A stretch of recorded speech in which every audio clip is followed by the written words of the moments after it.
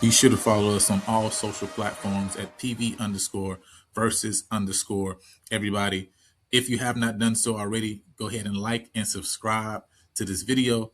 And listen, the goal now is 1,100 subs. So go ahead and show some love.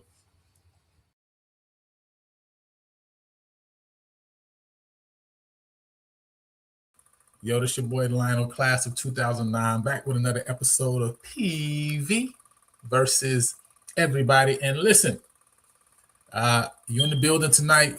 We got something special for everybody out there in SWAC land. We're talking about top returning running backs in the SWAC this year. Looking at all the programs, going to be checking each and every program out and see, and what do they got in the backfield returning? You know, who's the top running backs that's looking to return to their teams? Obviously, got a lot of transfers coming in. Got some guys coming from different places, different programs that's going to make their mark on the conference. But we want to look at what we got in the stable already and see what programs and who programs are going to be looking to lean onto in 2026. So before we get directly into that, I got to remind you guys of what we got coming up this week on Thursday. Make sure you locked in, because I know y'all love a list. I love a list too. Okay. I love a list. So we got, of course, our SWAC head coaching rankings. You know what I'm saying? I think there was I think they call it a jukebox. I think it's called a jukebox. I can't remember actually. You know what I'm saying? I think that's what the band's called. But now we got our SWAC head coaching rankings coming up on Thursday. So I want you guys to make sure y'all locked in. Make sure you hit the notification bell. You're locked in for that. Remember, hey, our goal, by the way, is to get to 1,100 subscribers. We passed that mark. So, man, shouts out to all y'all out there who's just been watching the platform, that's been checking us out. Make sure you come back. We got a lot of stuff coming as we lead up to SWAC Media Day. We're going to be starting our deep dives very soon, so make sure you're locked in for that. We're going to be looking at every single program in this conference, checking out who done came in, who done left out, who these programs going to lean on to, and possibly what the possible records could be. I just want to remind everybody last year that I said that there was going to be another crumbling dynasty that was going to be revealed, and I just want to say I was right about that. Okay, so and I was right because we looked into each of the programs and we looked at where they were. We looked at what was coming back. We looked at what they brought in, and we made an educated assessment. Obviously, it got to be done on the field, but we made educated guesses over here. And the Panthers won the championship. I just want to say that Texas Southern finished second, and I also picked that. I was 2 yards away from being right about Alabama State. So I just want to say I put in the work. I put in some work last year. I can't lie to you. I put in some work, and I got some stuff right. Matter of fact, I might do a show and then show what I got right, what I got wrong, because I was right. I told y'all where things are gonna line up at. I told y'all who's gonna be at the bottom of the conference, who's gonna be at the top. So give your boy a little credit. All right. I know y'all think I just be shooting darts at the wall, but I did put in a little work, and we're gonna talk about a little bit of that work when we talk about the deep dives on every program looking at, you know, as we lead up to SWAC Media Day. Obviously, we're going in alphabetical order, so we start with Alabama A&M. We really start with Prairie View, right? So for you guys that wasn't able to see that deep dive into the Prairie View program, I know it was a members-only live. We're going to release that out to everybody for y'all to view. But again, we want to release that out to the members first for you guys to check that out. So really, technically, we looked at Prairie View first, but we're going to start looking at every single program, starting with the A's. We're going to start Alabama A&M and go all the way to the end. You know what I'm saying? So we're going to look at every single program and check them out. What's going on, Mr. Malone? Appreciate you for coming in. You're checking us out. Hey, I appreciate that, Perry. Thank you so much. Yeah, man, we're trying to do some stuff over here. We got a lot of content rolling out towards SWAC Media Day. You know, we're going to really, really be pulling the curtains back on everybody. And so I think everybody will be able to benefit and appreciate some of the content we got coming, because we're going to really highlight all the programs, because we got to know what we're dealing with. We got to know how we're going to come and repeat again. So we can't just take nobody for granted. We got to really look into these rosters, see what's going on. Because, hey, I saw Southern brought some people in. Southern got a good pickup that I really like at quarterback. I ain't going to lie. It's a JUCO kid. So we're going to talk about that when we get to Southern, too. But we're going to start with Alabama A&M when we talk about our deep dive sessions. I want to remind everybody, too, listen, Tarleton State game, ESPN2, August 29th. Tickets are, from what we see and assess, the tickets are probably going to drop like mid-July. So we're putting some plans together for that. So be on the lookout, especially all the alum out there, Dallas, Houston, Fort Worth area, getting some buses together, getting some tickets, and we kind of putting together what section we're going to be looking to get in. So make sure you guys are ready for those tickets to drop, because those guys don't play up there. They don't play up there. There's no visitors section at Tarleton State, okay? So that means we got to just go and take over a section. So make sure you guys stay tuned in for that when we're going to drop that information so we can get there, all right? So we can, you know what I'm saying, get there, put on a show, and make sure the boys come out with the win. Also, remind you guys, listen, Labor Day Classic on Sunday. You know what I'm saying? Brunch. We got the Brunch Classic, Labor Day Classic, sponsored by TLN Family Dentistry. Okay, we got sponsors out here. We got alum putting up big money out here. All right, so make sure you come check that out. Church Brunch Ball. We getting it in, man, on Sunday, 11 o'clock on September 6th. And remind you guys too as well. Listen, get your season tickets. We now have surpassed 1,300 season tickets for the year. Again, we just keep moving on up. All right, we just keep moving on up. The goal is 2,000 season tickets. So we're moving toward our goal. We still got a chance to hit that number. And so we're looking to do big things. We're trying to double the number that we did last year in season tickets. And so we're moving up on that trajectory. But listen, awesome home schedule this year. Texas Southern, SFA, Southern, Alcorn, and Alabama A&M. So make sure you locked in. Again, from $200 to $400, $50 of that contribution goes to the Panther Athletic Fund. That's straight revenue sharing dollars for the guys who are putting it in on the field. So that's straight revenue, you know what I'm saying, is going to be shared with them. And then, of course, we have $100 to $150, I believe, that's going to be going straight to the PAF, Panther Athletic Fund. So listen, make sure you guys are contributing that way. These season tickets going to go a long way in being able to do that, and us being able to get that in. And also, lastly, before we get into what we're getting into, got to remind y'all, man, listen, we got the updated seated charting. We've been having some conversations online, offline, you know, with a lot of different sources. We trying to make Panther Stadium the most feared stadium in the FCS, all right, in the SWAC, in Texas, don't matter, right? So we're talking about rearranging the seating chart, rearranging where people can get in. They just can't get in where they fit in. They're gonna get in where we tell them to get in at. And so we've been having conversations about this as well. Just want to share with you guys this. If you want a copy of this, just let me know. I can send that to you. I can email it to you as well. But this is what we're pushing for 2026 in the fall. So with that said, listen, we getting into the top returning running backs this year. Said like him because PB wanted them. Hey, listen, he got to make a decision. He took too long. That's just the reality. He took too long. He took too long. Hey, we don't wait on nobody. All right. After we make a decision, we move forward, we move on. All right. So we got 4 starting quarterbacks in our room right now. You know what I'm saying? But I'm an honest man. So I'm an honest man. I said I like that signing, right? I like him because hey, I looked at it, what he did, I looked at him on tape, I looked at his numbers. I like him. So, hey, I'm an honest man. I like what I like when I see it. So, you know what I mean? I'm honest about those things. So, you guys need to do something because y'all ain't have nothing in that room, okay? So, y'all need to make a move quick. So, y'all made a good move. That's going to be good for you guys over there. But we're talking about top returning running backs today. Let me drop this.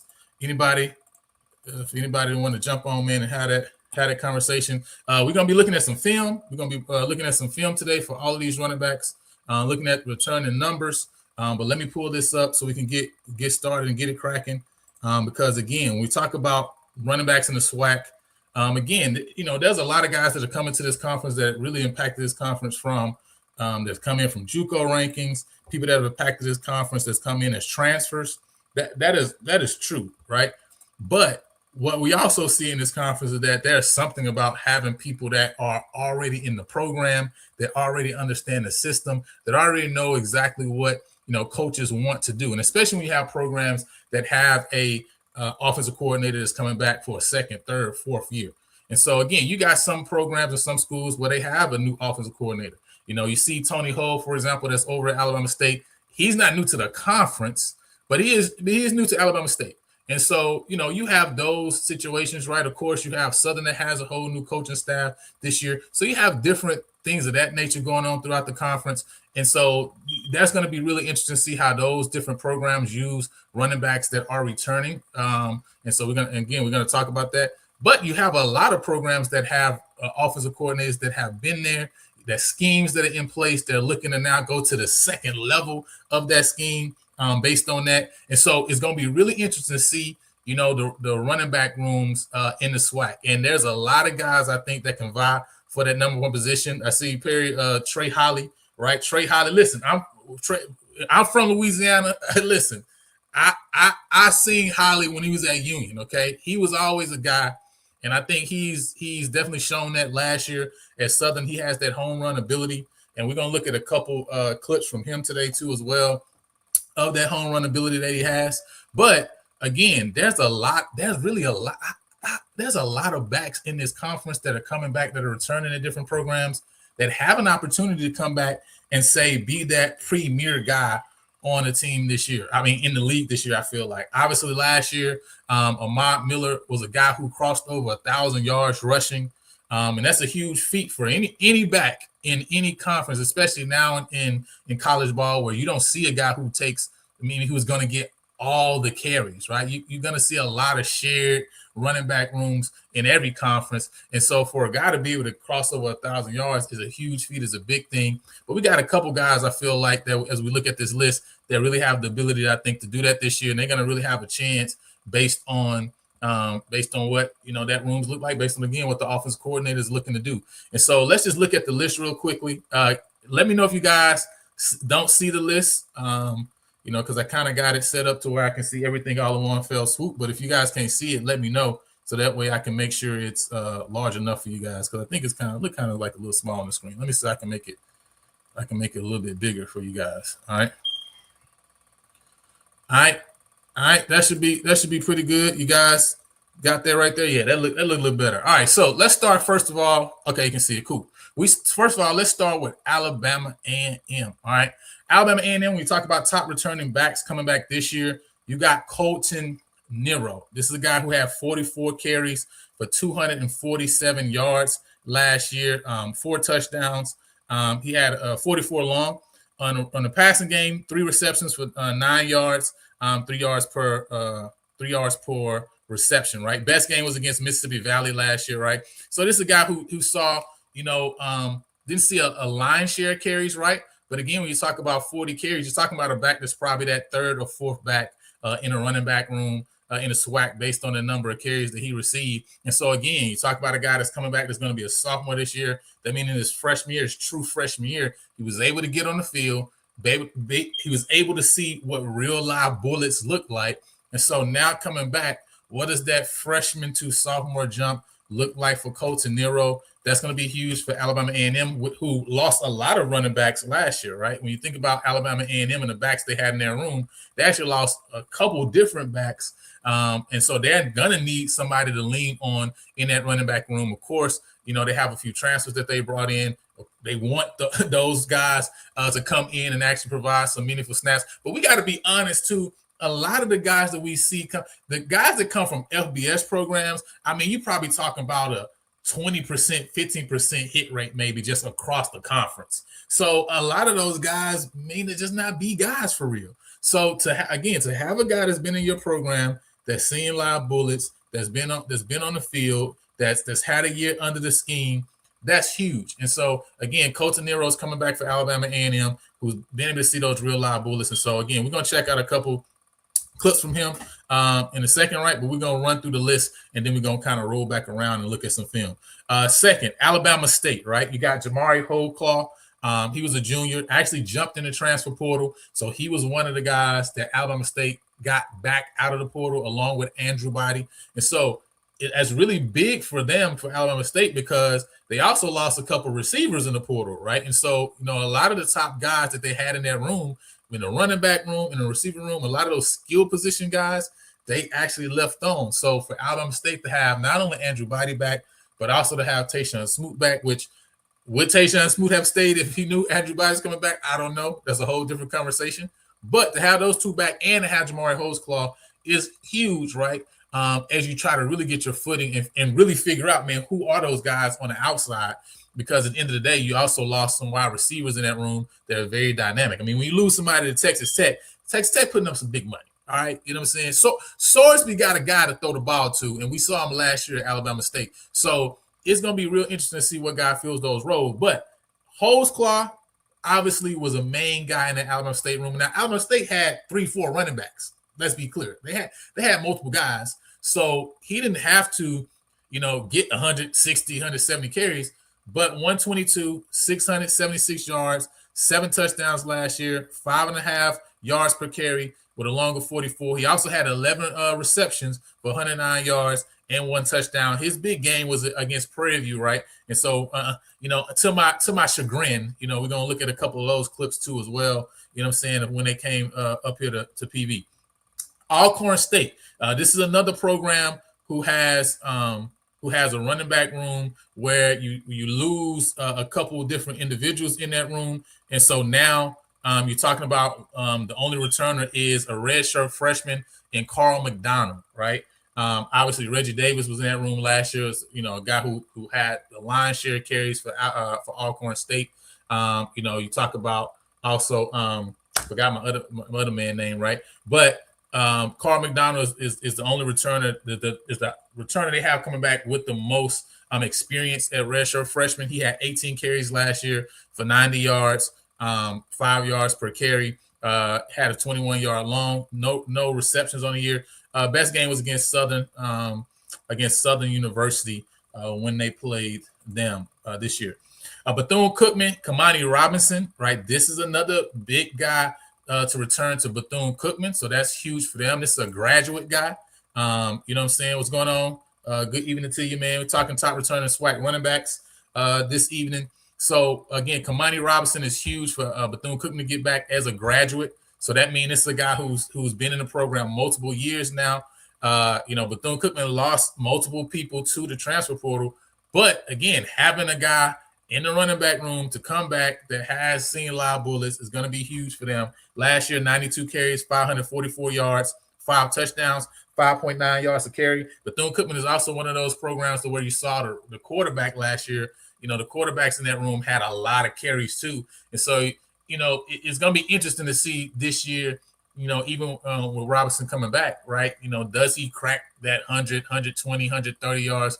130 carries this year, because Bethune-Cookman used the quarterback a lot in the running game, right? And design running game too as well. So his long was 75. He had 5 receptions, 44 yards, 8.8 yards per reception. And his biggest game was against FAMU.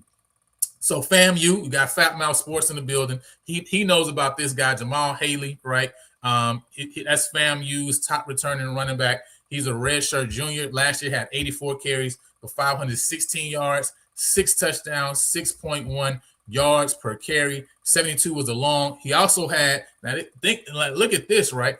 31 receptions, 199 yards, and 2 touchdowns, 6.4 yards of reception. So that means this guy really was a safety blanket out of the backfield. You know what I'm saying? He's a true safety blanket out of the backfield last year for RJ Johnson. And so, again, you got Isaiah Knowles coming in this year, FAMU, him being able to come in and have a guy who's been there, again, have a guy who's seen live bullets. This guy has that twitch. This guy got that speed. The first game he really popped off and that I saw actually was the game they played against Southern.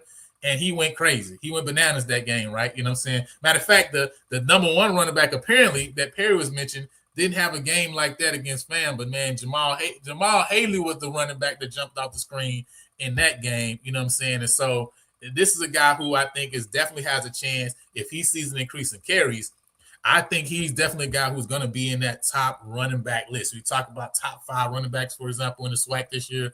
Jamal Haley for sure is a guy that, to me, has an opportunity, has a chance to be that guy. Trey Holly's not number 1. We know who number 1 is. We ain't got to him yet. He's coming. He's coming. Just give us some time, all right? So, also, next, man, we got Trey Bradford. Next. He's a grad guy coming from Grambling. And so he had last year 102 carries for 569 yards, 3 touchdowns, 5.6 yards per carry. 76 was his long. He also had 13 receptions for 68 yards and 5.2 yards per receptions. Now, Trey Bradford was another guy. I think they also had a guy, I want to say, is it Andre Cruz? I think it's Andre Cruz also that's coming back for Grambling as well. So Grambling has a couple of backs that's back this year. So that's going to be really good for them, especially as they're looking to, to get that to find a way, right, to get that running game going, especially as they try to figure out what their quarterback room is going to look like, right? Who's going to step in there? Of course, they believe they got a guy that's coming in, right, that's transfer in. But again, you don't know until you know, right? So it's good if you can have a solid O-line and you got two running backs now with experience that you're bringing in who can put in work. And so Trey Bradford, Andre Cruz, right, is going to be good for Gramblin's program. But again, Trey Bradford has the best numbers of those two, and he's going to be a grad guy.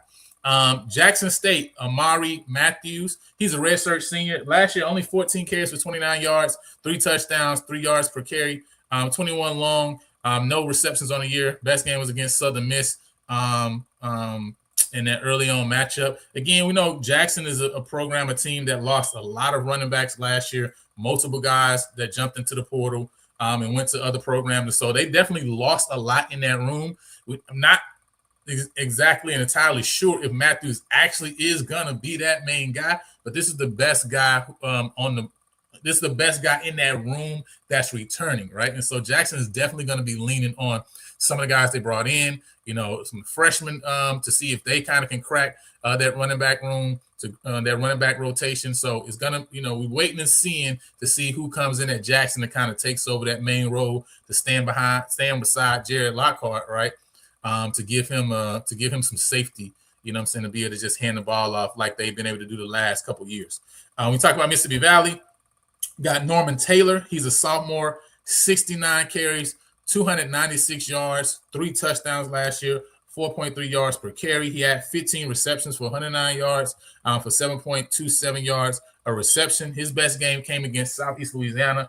He did have a good amount of carries throughout the year. Obviously, we know that, Valley was not in a lot of games. So a lot of his carries came obviously toward the end of games. But again, I think that's a huge thing for a young running back to be able to get a lot of those carries because, again, you're getting some real live bullets. It's different when you're talking about scout team or practice to real game experience. And so just the fact that he's able to get in the game, multiple games, game in and game out, now again puts him in a position where now, especially with Valley, also another program that a couple of running backs have also jumped in the transfer portal. So now again, him coming back, having a chance to be in that program. I believe Valley though has a new OC this year, but again, him being in that program, being with some of the other guys has a chance now as he's learning kind of what is coach looking for, what is kind of the structure he's trying to put in place, what's the program he's trying to put in place. He can be one of those main guys that's there to say, okay, I know exactly what coach is looking for, and kind of give him a lead in the pack and in that room, so that this year he can be a guy who takes a lion's share of the carries. Again, it doesn't mean that he might be a guy who's having over 100 carries this year. But again, if he can be around the same 70 carries, but now instead of 69 for 296, right, maybe he can get 70 carries and put up 450 yards, which would be great for Mississippi Valley, and them being able to step forward as a program altogether. Obviously, Prairie View A&M University. If you don't know, you're gonna get to know this name. This is one of the top returning running backs in all of FCS, as a matter of fact. Listed as a number 13 running back in FCS on some lists, number 10 running back on other lists. He's higher than every other running back on this list in the SWAC, by the way. And listen, that ain't just me that said it. That's other people that's saying that. So this is a guy, all right? And we got some stuff. We got some clips of him too as well that we're gonna be diving into, looking into. So stay tuned, man. Take your time to kick your shoes off, right? Enjoy the content. We got 160 carries last year for 873 yards. And you're going to see these last couple guys we got coming up are all guys who got a chance to really be that guy this year in the SWAC. I don't know which of these guys going to cross the 1,000-yard marker, but one of these guys going to hit. We may have multiple guys next year, no lie, that cross the 1,000-yard mark because we got some running backs in this conference. I can't lie. But Chase Bingman, man, 873 total yards, 8 touchdowns, 5.5 yards per carry with a long of 74. He also had 18 receptions with 133 yards, 7.4 yards per reception. Biggest games against Northwestern and UAPB. Again, we're going to check out some of his film. And this is a guy, even in his first year as a freshman, you saw even with and this is kind of the same thing I was saying with Norman Taylor, right? You know what I'm saying? This is the same thing I was talking about with Norman Taylor. We talk about Valley, right? Now people talk about Valley players. So again, I'm talking about Valley player, right? Norman Taylor actually had more carries this in 2025 than Chase Bingman had in 2024. But if you watch Prairie View in 2024 and you didn't think that Chase Bingman just popped off the screen, you tripping, right? And so even in those minimal carries he had, again, it gives him a chance to get on the field, to really learn, okay, what do I need to be looking with? How do I need to get my vision better, right? What do I need, what my strength to be? What do I need my balance to be so that I can turn a 2-yard carry into 5 yards, right? So I can turn an 8-yard carry into a 12-yard carry. What do I need to be? Well, I got on the field to figure it out. So Chase Beeman to me is an example of what, I don't know if Norman Taylor has that skill set that we see in Chase, because we saw it even from high school, but he has the ability to kind of pop off like that, I feel like, right? By being able to see the field. And so Chase has a chance this year, man. And again, I don't even think Chase definitely don't even change the amount of carries he gets. Matter of fact, I think he could probably we can take some of these carries off, and I still think Chase could actually do better numbers this year, you know what I'm saying, and possibly pass the 1,000-yard mark. But, we wait to see. But I feel like with the offensive line that's around him this year, especially early on, because early on last year, we were definitely trying to figure it out. We was playing musical chairs with offensive line. This year is not going to be like that. I feel like that's going to help where early on you're going to see the running game to be a lot stronger, which means, he's going to have a chance to really get rolling. And, of course, staying healthy helps too, and being able to play all 12 games. Now, Trey Holly, obviously, is another big name in the SWAC. Redshirt junior coming in, 155 carries for 798 yards, 9 touchdowns, 5.1 yards per carry. 80 is as long. But listen, he had multiple. He had an 80-yarder, but he also got multiple 70-yarders too, right? This is, when you talk about a guy that's a home run hitter, you talking about home run hitters, Trey Holly is definitely a home run hitter. I can for sure say that, right? 15 receptions, 126 yards, 8.4 yards per reception, all right? So, again, you're looking at these backs, and you're looking at guys who can stay on the field, and this is what we talk about. We talk about this list of guys. Man, the guys who see an increased amount of carries is guys that also you see an increased amount of catches. You know why? Because they can stay on the field on third down. We ain't got to move you around, because we know you can be a safety blanket. You're not going to put the ball on the ground. We can toss the ball to you right out of the backfield. You can get up the field, get a couple yards, keep the drives going, etc. So you see that with a lot of these guys, right? You see that a lot of these guys have the ability to catch the ball at the backfield. Trey Holly being one of those guys too.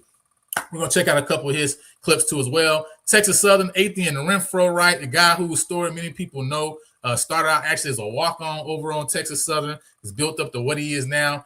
He's a senior coming in this year, 146 carries for 835 yards last year, 7 touchdowns, 5.7 yards per carry with a 60 as a long. He had 1 reception for 15 yards last year. Big game against Grambling last year. So we definitely going to check him out. And then Jalen Jennings. Now, Jalen Jennings, I think, is one of the guys to me that's one of those guys where you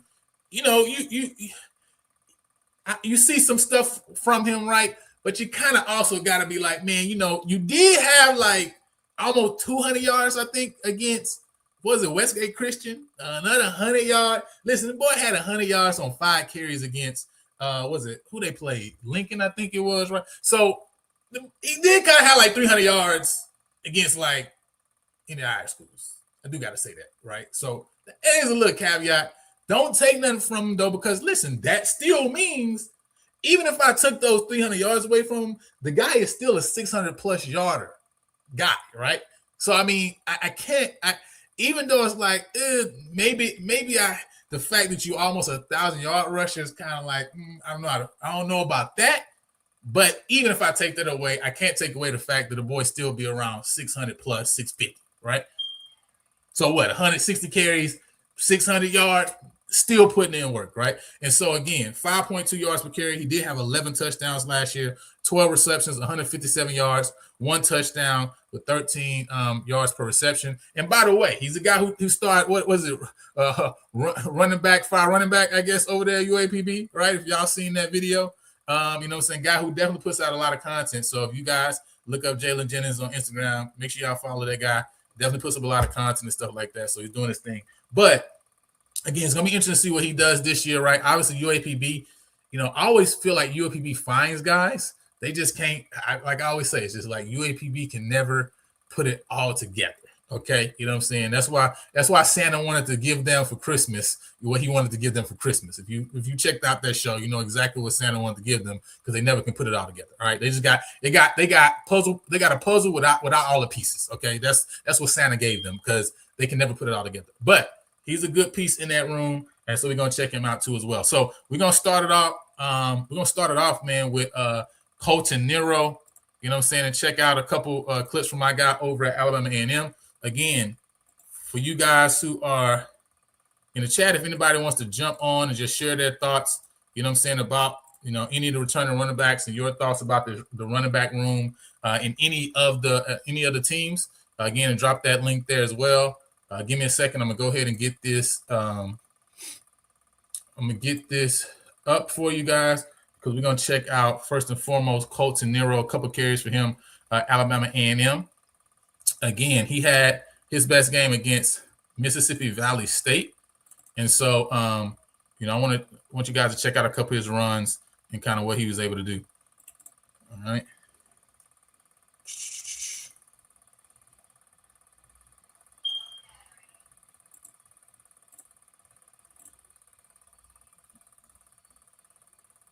All right. Here we go. Here we go.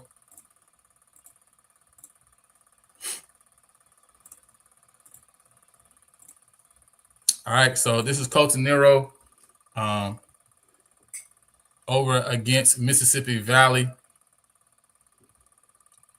This is just an inside handoff right here. See the quick feet, you know what I'm saying? Quick juke move to get upfield. Again, this guy saw 44 carries last year. So a good chance for him to, you know, get in some games. Quick 1-2, right? Get upfield, right? You know, see the hole, meet the hole. Didn't take a lot of time, right? But made sure that, you know, he got out the field and got some positive yardage, right? This right here, we're gonna look at him at this point in the game, right? This is a good catch he made out of the backfield. You know, just kind of releasing right here, just as a safety blanket again, right? And this is a big third down right here, as you see, not going down on that first contact. Hey, man, listen, you DBs, man, y'all got to do a better job of wrapping up, okay? You can't be trying to tackle these big old running backs, man, and not really putting your full weight into it. You know, those guys going to just slip those tackles and get upfield and get where they need to go. So right here again, you know, not going down on this first contact, right? Not the first or second guy, right? But again, getting up the field, man, and getting that first down, which was really big for Alabama A&M in this game, right? At this time of the game. This is in the second quarter. Also got, let me see, two other little clips that I want to also show you from this game.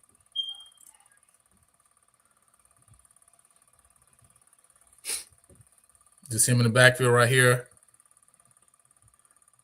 Just takes this handoff right. Again, takes his time right. I like how he met when he got met with the contact right. You see him kind of with that quick spin move right to keep his feet moving, and again get a couple other yards upfield.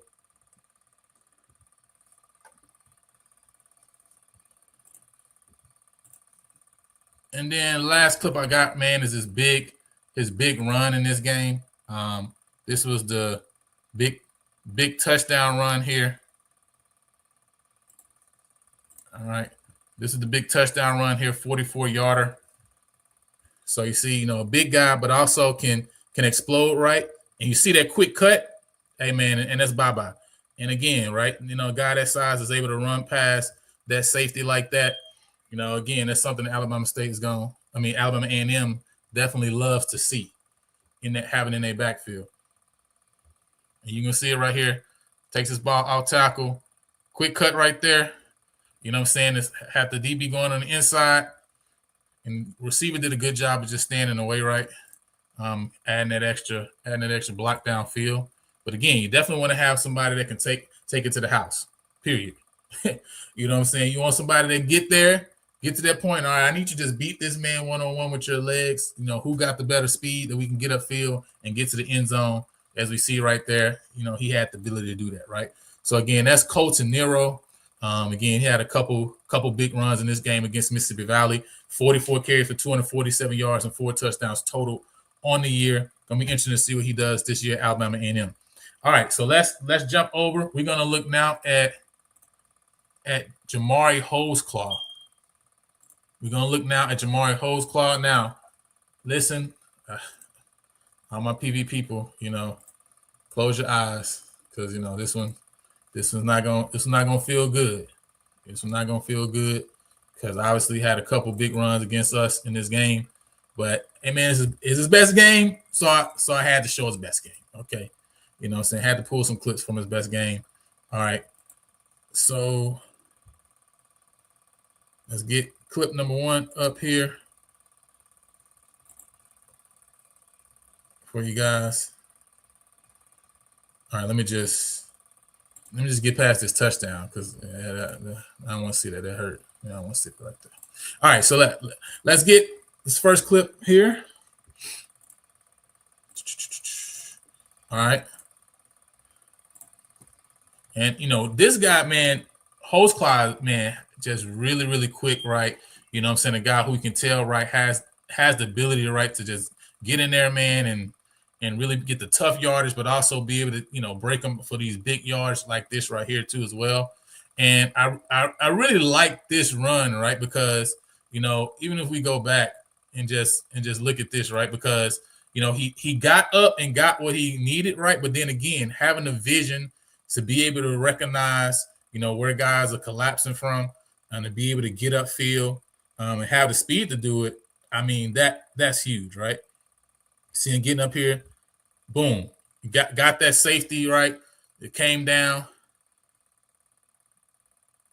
Hey, man, listen, you need a guy in your backfield to be able to get yardage like that. All right, so we're going to go to the next clip for him. Same game. This is, I believe this is in the third quarter of this game, right? So this really shows his, his elusiveness right here is what I like, right? Again, quick inside step right, inside juke move right to get under the linebacker. And listen, Prairie View's linebackers did miss a lot of tackles last year, but it did a good job of slipping under. I want to say this was Kennedy Parker, I think, that he slipped under. Was this? No, that was actually Sterling Roberts here, right? You know what I'm saying? Again, able to slip under that tackle, right? Be able to get upfield, and get that yardage here. You see him quick move, get upfield, keep his balance too as well, right? Because man, how many guys you seen, right? It's, take that strike from a linebacker and fall down, right? When it's like, you kind of killing yourself because it's like, man, if you just stayed up, that's another 10, 15 yards, right? And so that's one thing that you'll see a lot of these running backs have the ability to do, right? They all have the ability to kind of keep their balance really, really well, right? You know what I'm saying? I always think about Alvin Kamara when I think about running backs and balance, man, and just some of his workouts that he was doing, even in college, right? But also when he was with the Saints, just to maintain, to be able to maintain his balance. This is the last clip I got from him right here. And this is just a clip I think that showed again, right? It's a guy that's not a huge guy, but a guy that has that strength and that ability to break tackles. I think that's why he jumped in the portal, obviously, to see if he had a chance to go somewhere. But again, Alabama State was a good fit to him. Again, quick move, getting out. Now, he didn't pick up the first down here, right? But again, look at the effort, right? And that's what you want to, if you got a back that's a smaller back, that's, under 220, under two, right around 200 pounds or less, if you're going to be able to stay on the field and get a line share of carries, you got to be able to make guys miss, especially when you talk about short yardage, to be able to try to get those short yardage, right, to be able to keep the chains moving. Again, like I said, he didn't get the first down here, right? But again, just a quick juke step, right? Linebacker came on the blitz, and he just made a miss, right, to be able to get upfield and get some positive yardage. Because again, that's turning what, a negative 2-yarder into a positive 2-yarder. That's a 4-yard difference. And so if you can do that multiple times throughout a game, throughout a year, I think that's huge for any offense. All right, so that's Jamari Holesclaw. Again, last year had 122 carries, 676 yards, and 7 touchdowns, 11 receptions, 109 yards, and 1 touchdown in the air.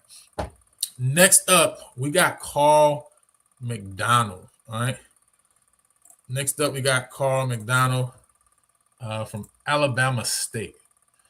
Carl McDonald from Alabama State. Now, again, Carl McDonald, like I said, right, red shirt freshman. He was limited in his carries. 18 carries for 90 yards last year. But he did have a pretty good game against Southern last year, where he received, the lion's share of the carries that he got for the year. So I did want to show a clip of a nice run he had here later on in the game. All right. All right, here we go. Get this up for you.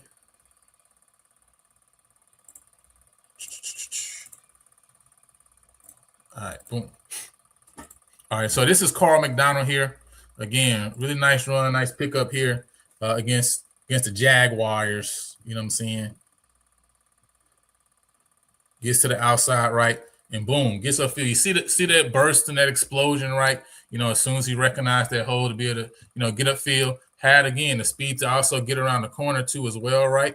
And also, the tight end did a good job, right, of getting to the edge and making sure he was able to get to the outside. But this is one of the best runs that he had. Again, is playing that back, right? Again, getting off tackle and putting his foot in the ground and getting upfield, right? Saying not wasting no time. I think, you'll see a lot of younger backs that probably will try to spend a little bit more time getting to the outside. But as soon as he saw that lane, man, he got upfield and got some positive yards. Again, that's what you want to see.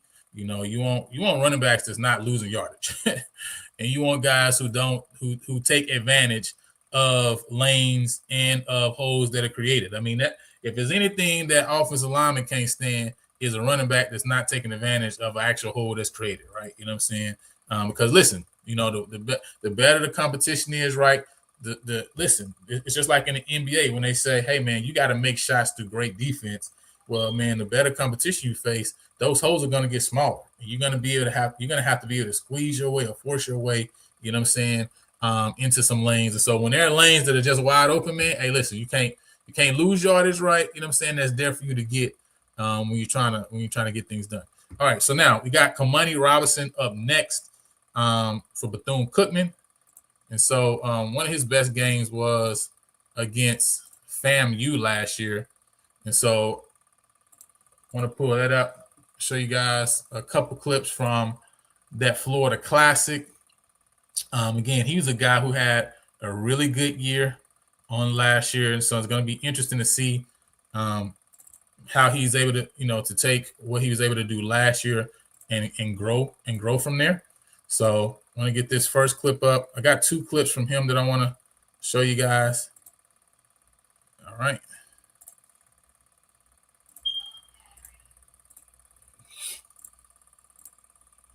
All right, and this is Kamani Robinson here in the Florida Classic, right? Had a really big Florida Classic, really, really big game. A couple games where he cracked the 100-yard marker. And again, I just love this, right? Being able to put your head down and get those tough extra yardage, trying to run through these two guys, right? See, and that's an example of kind of what I'm talking about too as well, right? When I say, being able, as you playing better competition, right? You got to be able to, listen, the hole is there, but it ain't nothing, we ain't talking about walking through a train yard or nothing, right? You know what I'm saying? This is an alleyway, right? You know what I'm saying?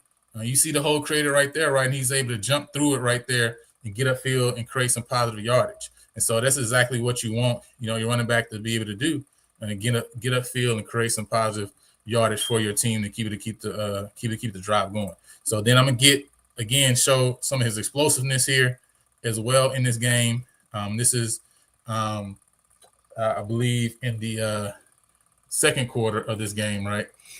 Big 50-yard touchdown run right here.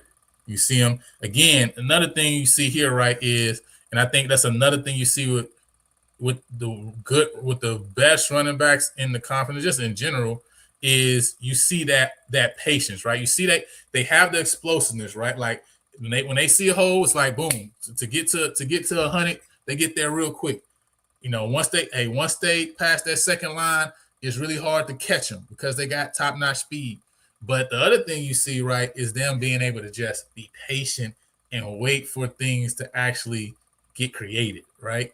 And again, you talk about, the marriage between running backs and offensive lineman, obviously you got to be beautiful. You know what I'm saying? You got to be able to work together. And so, you gotta allow your offensive line to do what they were put there to do. Okay.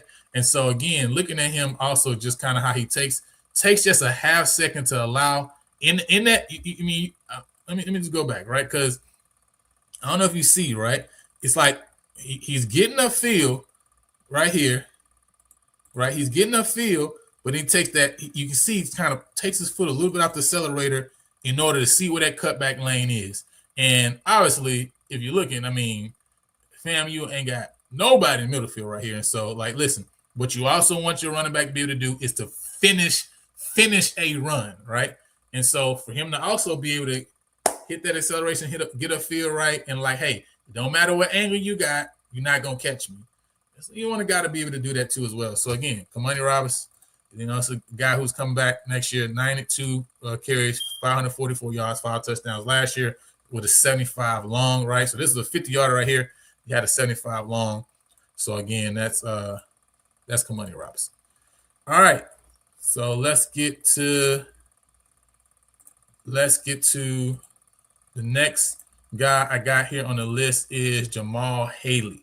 Jamal Haley, this is a guy that, fam, you should really be excited about. And I think, man, if you weren't excited for him after seeing him at that Southern game, then you're just tripping. Okay. So I'm gonna look at 2 clips from this Southern game from him. Give me a second. He really kind of broke this game open. Actually, it was a really good game. It's one of the games I watched last year.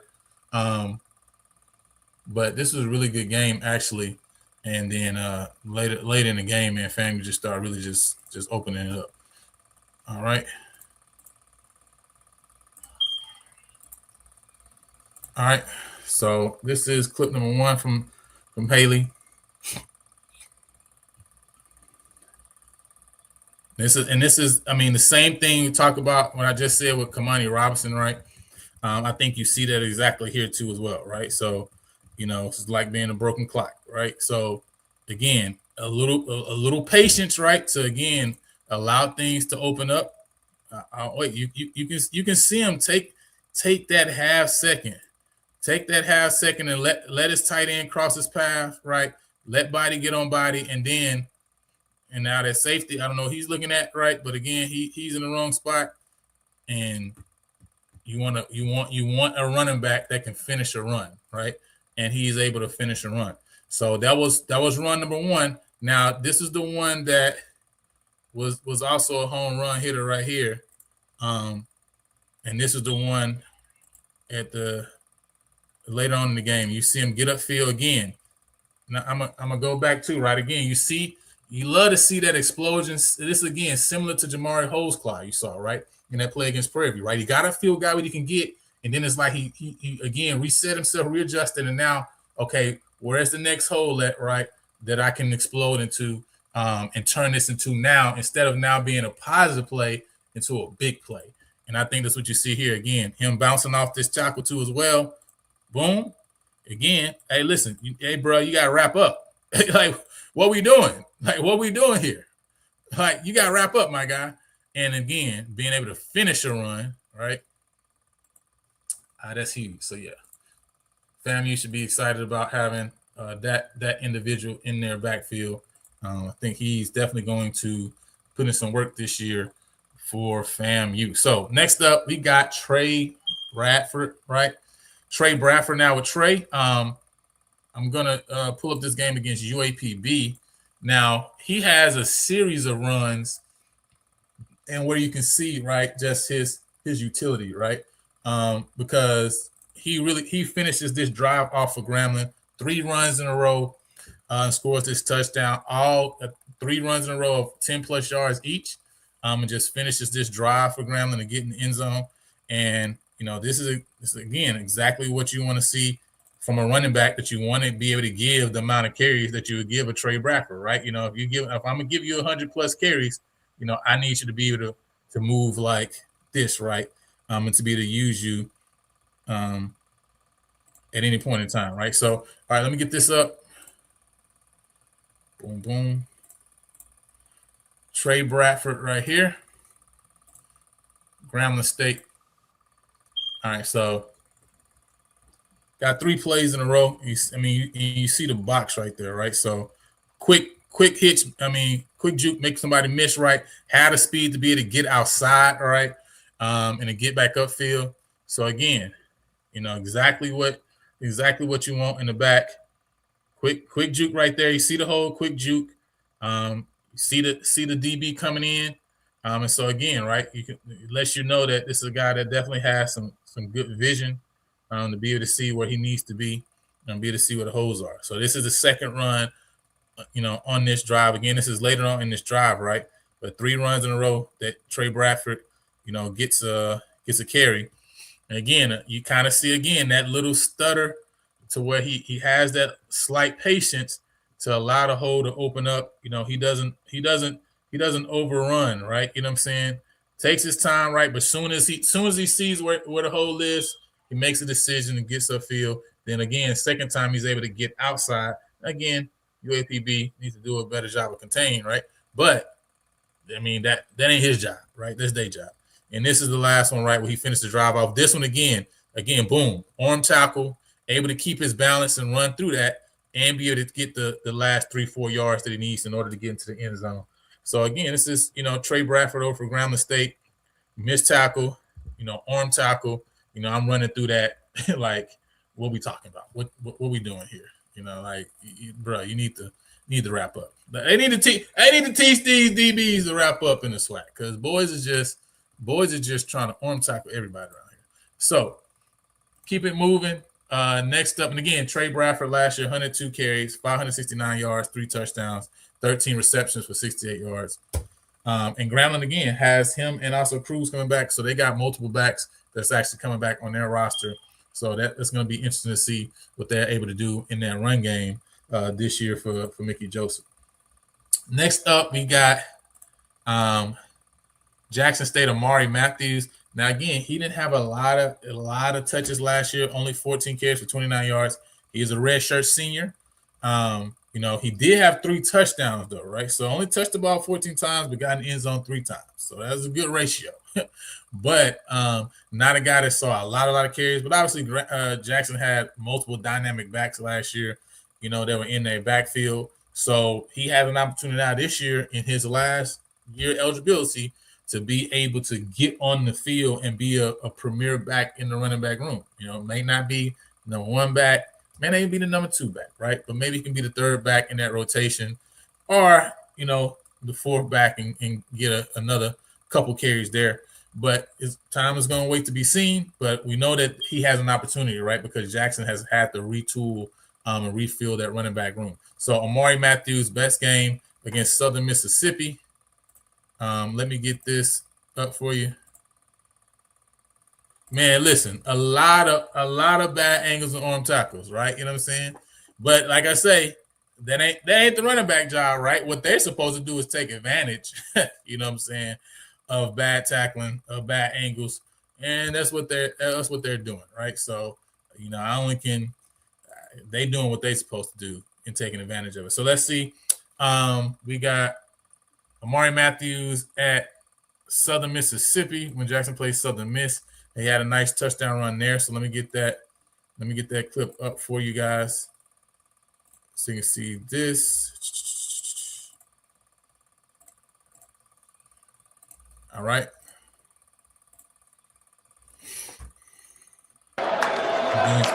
14-3 here. It can be a 21-yarder.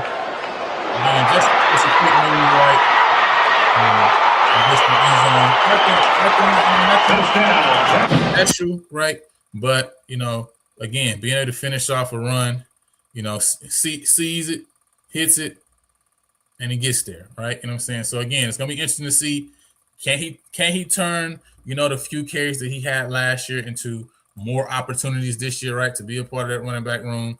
It's gonna be interesting. Hey, listen, all these arm tackles is bad for my eyes. I'm telling you.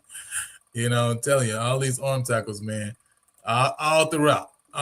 So now we got Norman Taylor. All right, Mississippi Valley. Best game was against Southeast Louisiana.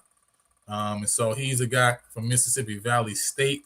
that's coming back into that running back room. They had a couple guys. They had one guy, Fant, last year who graduated, and had a couple guys who have transferred out of the program. So again, it puts him in a good position to where he has an opportunity now to come in and possibly be one of the main guys in that running back room this year. So want to see a couple clips from the Southeast Louisiana game for him.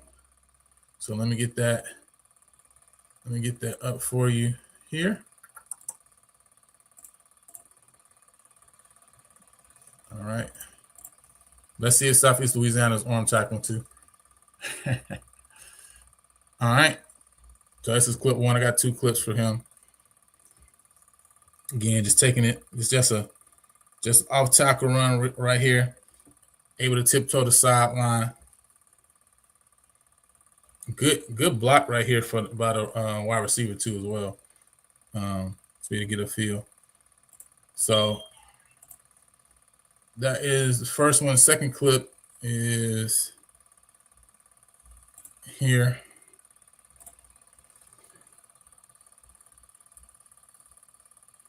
See, able to get outside of the DB, able to get upfield and get some positive yardage here. Now, both these in the fourth quarter, again, like I said, he got a lot of, even though he ended up with a lot of carries, right? Valley wasn't in a lot of games this year, especially early on. So he did get a lot of kind of mop-up duty carries. But hey, man, you'll take the carries how you can get them when you're trying to, like I say, you're trying to learn, trying to get on the field. All right. So next up, Chase Bingman from Prairie View A&M University, 160 carries, 873 yards, 8 touchdowns, 5.5 yards per carry, 18 receptions, 133 yards.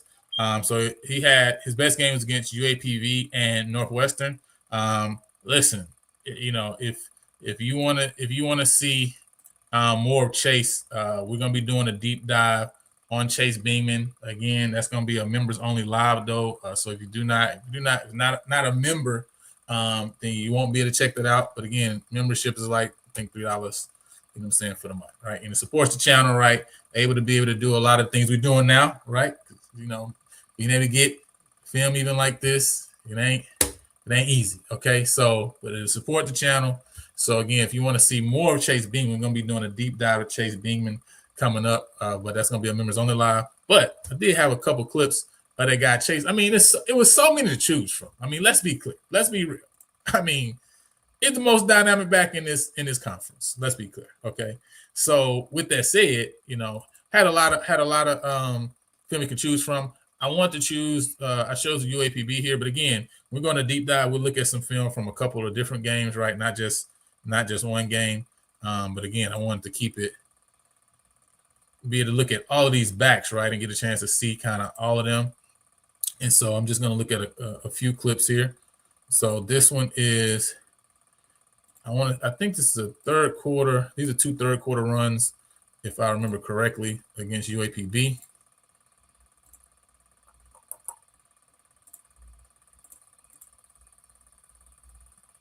All right, there we go. All right, this is run number 1. Again, you see the patience, right? And the reason really I want to show this clip because when you saw Chase early on in the season, I feel like you saw him really trying to learn how to create that extra yardage, especially in between the tackles, right? You know what I'm saying? He is a smaller back, right? You know what I'm saying? But building up that toughness, being able to get in the weight room from freshman year to sophomore year, you definitely saw an increase in him being able to get this tough yardage. And I think this is an example of it right here, right? Again, being patient, spinning upfield, right, and being able to carry that tackler for another couple yards. I think that was definitely huge, and kind of showing his progression, right? Because this is also later on in the year as well. And then the other clip I want to show is the touchdown clip here. And this is I believe the 74-yarder here. So takes this handoff. Again, that patience, and again, like the same thing I said with that we saw with Hose Claw. We also saw earlier with Bradford, right? I think one of the other running backs too as well, right? Again, getting up into that second level, right, and then taking that, a slight second, right, to recognize what a hole is, right, and then once they see it, they're gone, right, and then being able to finish runs, being able to finish runs and not be able to be caught is huge, right? I think early on in the year, last year, Chase had a couple runs. I feel like he wanted to get back because he didn't finish those runs, right? But again, later on in the year, you saw him being able to finish the runs. Next up, Trey Holly, 155 yards. Carries to 798 yards. And so again, this is a big time guy, big time get when Southern got him. He was a big time signee, even out of high school. He went to LSU. Obviously, most people know that, remember that. And so this is a home run hitter. This guy can definitely hit home runs, and we saw it in multiple games. I think the downside of that is, sometimes if he doesn't hit the home run right, I feel like a lot of teams are able to keep him relatively quiet, right, and bottled. You know what I'm saying? But again, when you got the ability to hit the home run, man, you got the ability to hit the home run. It just is what it is, right? So he had a big run against Jackson, and actually I'm gonna show the big run he had against Jackson, and then also he had a run against North Carolina Central too as well. So we're gonna look at both of those. All right. So this is Trey Holly here. And again, you just see the explosiveness.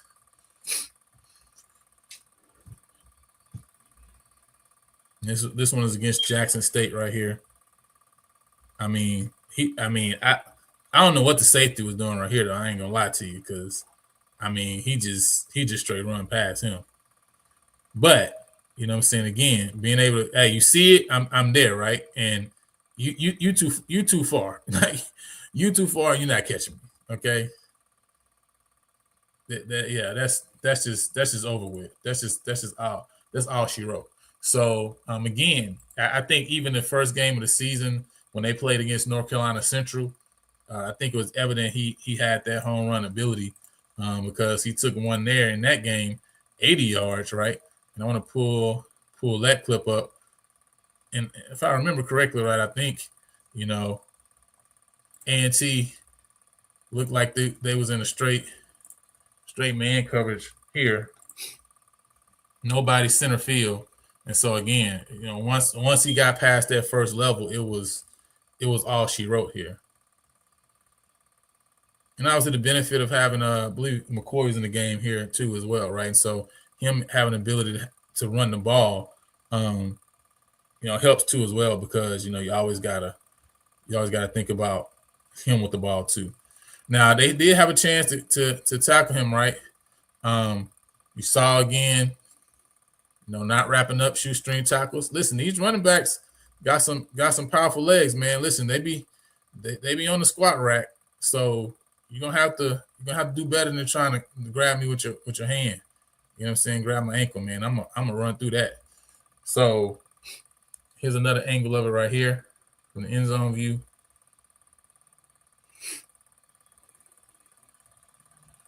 And again, nobody playing center field here for North Carolina Central. This was a third down play as well, right? So again, you got to make that tackle. So you miss that tackle, it's bye-bye. It's bye-bye and good night to you. Okay. So that is Trey Holly over from Southern University. Again, he's coming back this year as well. Right, two yards from 800 yards this past year and had 9 touchdowns. Next up is Atheon Renfro from Texas Southern. Big game against Grambling. He had 146 carries, 835 yards, and 7 touchdowns last year.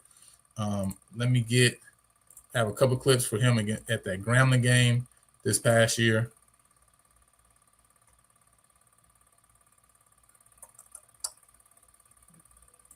All right. Let's see.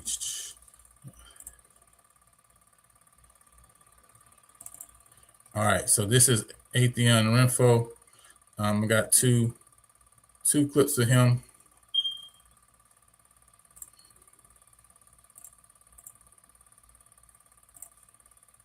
This is clip number 1 here. Man, just explodes through that hole, right? Again, I mean, these backs is running through arm tackles, and he finishes the runoff, right? So that's big time.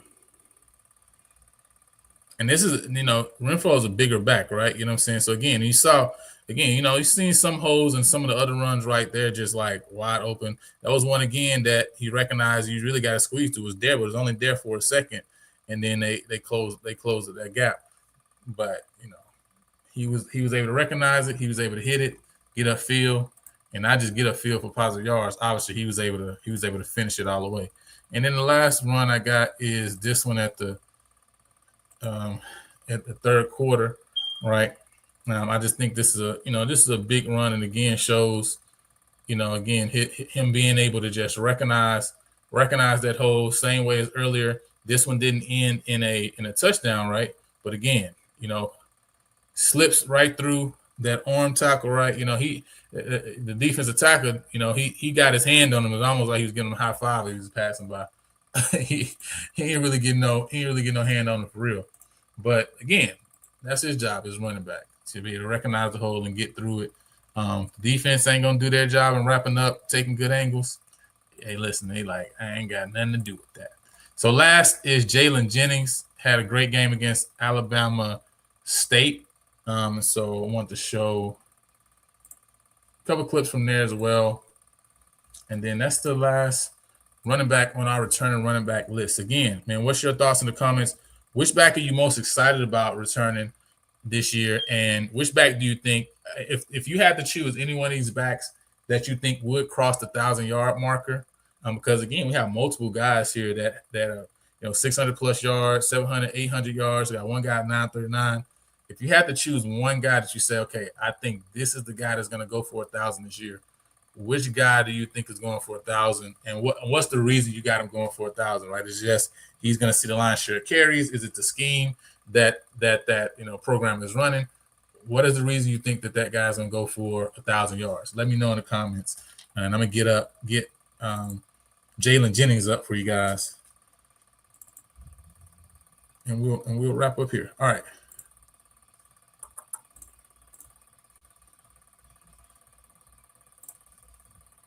All right, so this is Jalen Jennings.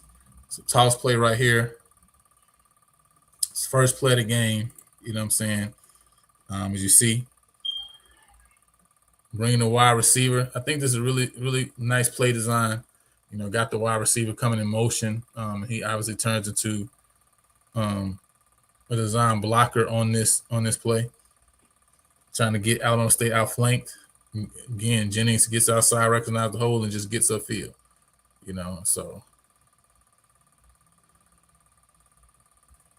I almost ran through that tackle too, right? And then I want to get this run here at the 8-minute mark too as well. And again, he's a guy who put up a lot of yards last year. Good cut right there. And you see with the spin move toward the end, and I think you see that, right? A lot of the guys who are able to, I think most of these guys that you see are able to get a lot of yards out the contact. You see they have that spin move in their repertoire, to be able to pull out any time, especially when they're kind of just trying to get an extra yard or two at the end of a run. And so you see him use that too as well here on this play. So I'm going to run that back again. Again, gets, boom, quick cut right there, runs through those two guys, and then spins off of him for another, it looked like 3 yards, right? 2 to 3 yards. So again, definitely, this is the guy who definitely has the skill set, right? At Alabama, at Arkansas Pine Bluff, even with those games where the lower level NAI games, whatever, and kind of how he went crazy, still got able to run for 600, 650 yards last year. So he's a quality running back that's coming back into the conference. So we got multiple backs coming to the conference next year, man. Again, Holesclaw from Alabama State be back. Kamani Robinson, Doon Cookman. You got Jamal Haley, Trey Bradford, also Cruz coming back with Grambling. You got Bingman, Holly, Renfro, and Jennings, right? So really, when you look at it, man, the West has, I mean, every school except Alcorn got a guy coming back that had 500 plus rushing yards last year. So that's really huge. Again, SWAC has in the past been a school that definitely loves to throw the ball around, but you know, these schools is definitely looking to also move the ball in the ground game too as well, and that's evident I think by the fact that we all have running backs that's coming back that have some experience under their belt. So it's gonna be interesting, man. If I would have to say, which backs I think really would have a chance to break the 1,000-yard marker, man, to be honest, Beeman could definitely do it, but I feel that this running back room we have right now is just so deep. You got to think Jamari Kirkendall, who was at Alabama State last year, is also at Prairie View right now. So it's the running back room is just so deep right now. It's so crazy, man. The spring game, that's really what shine is the offensive line and the running back room. So again, Chase don't even need to have 160 carries. That's the thing. He'll be solid at 120, 130. You could take that 30 and give it to another back in the room to keep him even fresher. So I just don't know if he'll see the carries this year to get to the 1,000. But he has the ability for sure. So I need to see who's on UAPB's schedule. What I think they play a NAI school again this year, like one of those programs again this year. Jennings could have the ability just because, again, he's a guy, he had 182 touches last year. UAPB is going to give him the ball. He gonna touch the rock, right? So, he'll have opportunity. And then I think probably Holly. I think Holly will have an opportunity too. Southern's moving to that go-go offense to where, it's really, run focus. And, the running backs are the star of the show. Well, that's the star running back in that room. So it's possible that if that's the case, maybe he sees a slight increase in carries next year, and he has an opportunity to do that. So, I feel like those three guys are the guys that has a chance. I do. Haley, I think, is like an outside shot too. FAMU has typically been a running back committee, type of program. I'm not really familiar with Quinn Gray, and I need to look and see what he's done with his program running back room wise the last few years. If he has a dominant back or if they're kind of more running back by committee room. But I think Haley definitely has the ability. But again, I just don't know if he'll see the amount of carries he would need to. Because even if he sees an increase, I just don't know if he sees more than 110, 120 carries. So it's going to be interesting. And I don't think he ain't averaging 10-yard run. So that ain't happening. That's not going to happen. Even if with his explosiveness, he ain't averaging 10 yards run. So he's not going to crack 1,000 with that amount of carries. I think he'll need to see a little bit more. So it's going to be interesting. We'll see. Obviously, a couple programs. Got to see who really those main backs going to be. Alabama A&M, Mississippi Valley. Also got Jackson State in there as well. Multiple of those programs, really we're going to have to wait and see. Alcorn State is another one. What back emerges in those rooms because, those are kind of up for the grab. There's not really a main guy who's coming back in those rooms. And Alcorn is really interesting because we know Alcorn is going to run the ball. Even though last year, they finally found and settled on the quarterback they felt good with. In some of the games, I'm not going to lie, Alcorn kind of threw the ball a little bit more than I thought they should have. And then I think they probably will be comfortable with it after they look back at it. But traditionally, Alcorn has been a team who want to move the ball on the ground too. So it's going to be interesting to see what they do there and who kind of emerges as that back because they're going to want a solid back, right? And Alcorn's back, like Reggie, he got a lot of carries. So whoever's running back number one in Alcorn room is definitely going to get a lot of carries too. So say going to be tough to get 1,000 yards in the SWAC. All teams do running back by committee. Yeah, I mean, that's what I'm saying. You at least need. You got to have at least 160 carries is like the minimum, I feel like, for you to crack 1,000, right? Because let's think about it, right? If we just say a back is going to average, say 5.5 yards per carry, it's like a good back, a solid back, 5.5 yards per carry. That's only 880 yards. So that means you're going to need the least. You're going to have to probably have 180 carries, right? Just at a solid, and even that, you're still 10 yards off, right? So you're going to need to have 180 plus carries.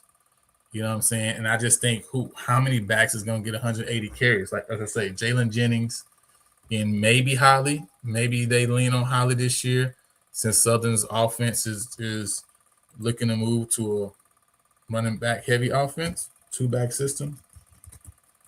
That's one thing I think of. So, all right, with that said, man, appreciate you guys for locking in with us over here. PV versus everybody. Again, as we move towards SWAC Me today, got a lot of coverage that we're going to be bringing you guys. If you have not checked it out, make sure you check out the Prairie View 2026 summer roster breakdown. That's going to be dropping tomorrow for those who have not seen it and have, again, if you're not a members only, then you weren't able to see it, right? They were able to check it out and have early access to that. It's going to drop tomorrow just for everybody else. So make sure you check that out. Let me know in the comments what you think. Let me know your thoughts about the roster, who stands out, etc. Also, not only with the Prairie View A&M roster, but again, we're going to be deep diving into all of the programs, starting with Alabama A&M. So be on the lookout for that when we're going to schedule that and get that dropped. We're going to be going through each of the SWAC programs, deep diving into them, looking at the transfers in, transfers out, looking at who graduated, looking at the top returners on both offense and defense, etc. So we can kind of know these rosters, know these programs. One, so we can know why Prairie View is going to win 2 championships in a row. That's really the whole purpose of all that. So y'all can know why Prairie View about to win the 2nd championship in a row. But, you can feel good about your program and maybe y'all finishing 2nd or 3rd or 4th in the East or 5th or 4th or 3rd or 2nd in the West, whatever, right? But, you ain't going to win SWAC championship, though. That's all I'm saying. So, but we're going to do that, right? Take a chance to really deep dive into all of our programs. And again, like I said before, right, we do have some special members only live that's coming up, right? We're going to be deep diving to some of the players on the roster, right? Chase Beekman is one we have coming up. So, be ready for us to check that out. Also, we're looking into some transfers too as well that's coming to the program, deep diving into those transfers individually. So again, if you have not done so already, if you want to take a chance to check out our deep dive content, then again, to be a member is only like $3 a month, right? So again, show some love there because again, it does go far to help us with all the stuff that we take care of with on this channel, right? So with that said, man, again, make sure y'all locked in. Make sure y'all follow me on all platforms, TikTok, Instagram, Twitter, like and subscribe to the video. We've passed 1,100 subs, man. So shouts out to y'all again for showing your love, showing your support. And again, to remind you, if you didn't know already, then you need to know and keep reminding you, right? Labor Day Classic this year is on Sunday. It's the Labor Day Brunch Classic, right? Church brunch ball, all right, 2026 Labor Day Classic. So make sure you get ready, get your season tickets. If you're not getting season tickets, at least get your single game ticket to pull up on there. If you're from Dallas, Fort Worth, or Houston, make sure at the Tarleton State game, August 29th, we're going to shock the world. And so we need to be in the building so that we can shock the world, and let people know where Prairie View A&M stands. Because, again, we win this game, you might as well go and put a check mark down and we're going to host the SWAC championship because we're going to be ranked. And we're not losing the West. And we're going undefeated this year in conference. Okay. So we're going to host a SWAC championship game if we beat Tarleton or if we beat Stephen F. Austin. We just win one of those 2 games because we're going to be ranked after that. So with that said, man, and listen, we may be ranked coming into the season. I don't know. That's a possibility too, right? We've got two voters that have released polls so far, top 25 polls. One of them didn't have us ranked. One of them had us ranked. We may be ranked coming into the year. I don't know. That's a possibility too as well. So just be on the lookout for that. You know what I mean? And make sure you're locked in for the fall season, man. So with that being said, I'll let y'all.